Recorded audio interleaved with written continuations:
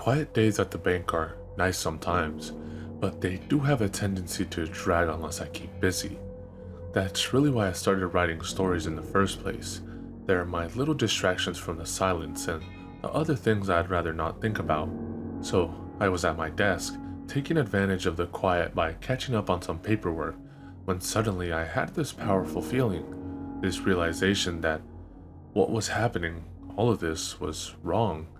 It began to sink in that I shouldn't be there, that I hadn't worked there in weeks, and more disturbingly, I couldn't remember how I'd gotten there.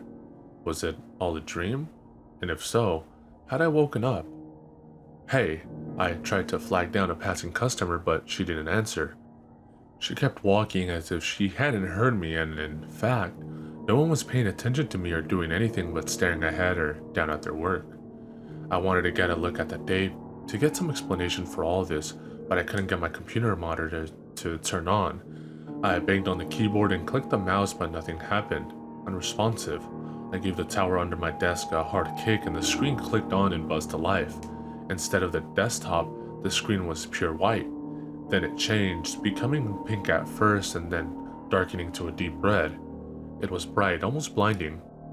And I tried to click the mouse again, only to find there was none under my hand. No keyboard either. There wasn't even a tower. The one I just kicked was gone. I reeled back from my desk with my hands in front of my eyes to shield them from the sting of the red light. It became so strong that it filled the entire bank, ceiling, walls, and floor. From the desk, cubicles, to the teller window, to the lobby at the far end. Yet no one reacted in the slightest. They continued their work and went about their day bathed in the light, oblivious to the blood color wrapping their eyes. Up out of my chair, I went to Carol, one of my coworkers, and called her name. She didn't look up. I did the same to Vince, and when he didn't respond to the name, I repeated it louder. It was like talking into the wind. The sound of his name was sucked up into the vacuum. I went from desk to desk, banged on the security glass of the teller window, and shouted as loud as I could from the center of the bank. Nothing was heard, nothing was seen. Time had drained from the room, and I knew I needed to escape before I drained down with it. The door. I ran through the lobby and out the door, needing to be free of that place. When I burst out of the building, I expected to find the same gray parking lot I'd come out to hundreds of times before. The flat stretch of cracked concrete broken by tall lights every 20 spaces, but instead I came out to a blur of brown and green and blue. When I stopped myself, there was the sounds of seagulls and crashing waves. I was on the island again. I turned around to look back at the bank, but it was already gone. The entire 6-story building vanished like it was never there. My chest seized up with a choking helplessness as I realized there was no way off this island, that no matter how fast I ran or how far I drove, the moment I turned my head, it could all come crashing back. A chunk of rock surrounded by sea was always there, ready to squeeze me between cold fingers. It was time to focus, time to go home. Where was I on the island? Somewhere near the cave, as far as I could tell, but it was hard to be sure without landmarks. It was daytime, but the woods all looked the same. I took my best guess at the direction of the dock and started off, amazed at how many times I had taken this walk I'd sworn to never take. Not 2 minutes later, I heard a shout from far behind me. It was a man's voice telling me to stop. Without a second thought or even a first, I ran. I ran like hell and didn't stop running no matter how much the unseen man ordered me to, until I spotted a thick grouping of trees up ahead and made a line for it. Aiming for the small space between 2 large elms, I ran so fast I didn't feel my feet touch the dirt. The trees came up quickly and I ran between the 2 elms, hoping to lose what now sounded like 3 or 4 men chasing me through the woods. I came out at the other side in a long hallway that echoed with high-pitched sound. Going from outdoors to indoors with no transition at all was jarring. Though I knew right away where I was. It was the main research building. The laboratories on the left and on the right were the cleaning and packing rooms I knew too well. There was no need to turn around. I knew the woods would be gone. My ears adjusted to the echoes. The high-pitched sound was a woman crying. It was coming from the packing room at the end of the hall, and as much as I didn't want to go any closer, I was compelled to seek it out. Maybe because the voice was familiar. It wasn't Terry's, it was someone older, and they sounded like they were in pain.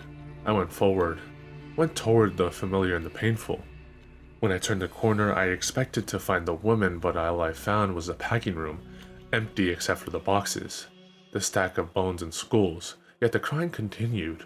The woman was in pain, her voice, it formed wordless cries for help, painful and destroyed and reaching out. As I walked onto the room, it grew louder, closer, and it became clear that the cries were coming from one of the boxes sitting on the work desk. It was sealed with tape. I could swear I could see it shaking. I knew whose voice it was. The woman. I backed away and left her there, shutting the door behind me to muffle the cries. On my way back up the hallway and towards the exit, I peeked into the laboratory and caught sight of a familiar scene.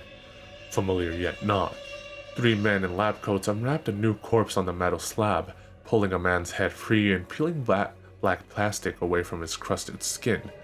I stopped heading for the exit and approached the door, placed my palms on the window, and watched the men work. It was like seeing some moment from a future time, echoing a moment from the past.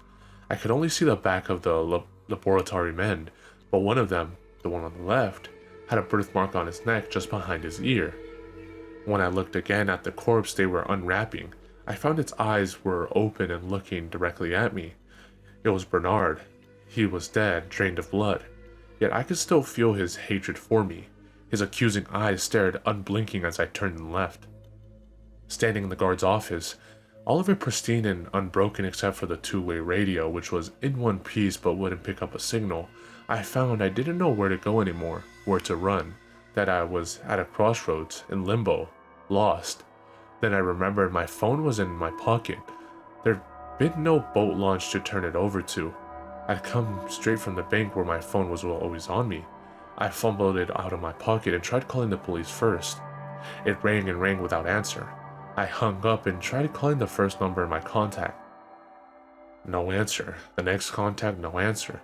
I dialed 7 random numbers and waited 10 rings before giving up. Just as I was about to put my phone away, it rang in my hand. I answered it and slowly brought it up to my ear. My breathing was heavy, panicked, and as much as I tried to speak, my throat was too tight to let the words out. After a few seconds, an annoyed voice on the other side said, "Hello? Who is this?" It was my voice. Cold fear spread through me. The phone fell from my stiff hand and hit the floor, breaking into a dozen shards of glass and plastic that danced across the floor. The connection was lost along with my phone. Acid burned in my throat and my stomach felt ready to spill. I looked toward the bathroom and had to look again when I saw the door had changed. Its location was the same, but the door was entirely different. No longer a bathroom door, but the kind that led into an apartment. It even had a bronze number plate screwed into it at eye level. Apartment 403. My apartment. With my hand shaking, I tried the handle but found it was locked. I checked my pockets for keys and came up empty, so I knocked. I knocked on my own door, not knowing what to expect. If it would swing open, I would find myself face to face with myself. Or maybe someone else, completely. Living in my apartment, taking over my things. At this point, nothing would surprise me. I waited a second, my hand hovered as I considered knocking again. I decided not to. As I looked around the office, trying to figure out where to go from there, if I should risk jumping in the rough ocean and making a swim for shore. I heard the unmistakable sound of the door shutting behind me. I swung around to see what had opened it, but there was only a closed door. Not my door, not apartment 403. It was only a bathroom door. I opened it, unlocked now, and looked inside to find the bathroom and nothing more. I don't know where I am anymore. I'm not even sure if I'm really writing this. I feel lost, exposed like a hermit crab pulled from its shell. Some part of me is fading fast, and I'm afraid the next time I close my eyes, the next time I blink, it'll be for good. I'm sorry, Mom. I'm sorry about Dad. You told me I would answer for my sins, and you were right.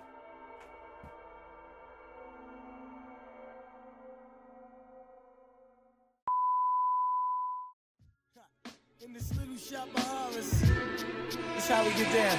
Yeah, enter, the projects on the prairie, scary. Greet you at the gate with Bloody Marys. Blood, a rail full of blood. Back to the cemetery, get more blood. Standing on the grave, drinking blood, smoking bones. We seen a crew of ghouls running by with stolen tombstones. With Hell's Angels on the chase, they lost the to bust a black skull. Once you embrace, they tie you up in chains and they stomp on your face. They go to purgatory and they beat the fucking case. I look around, man.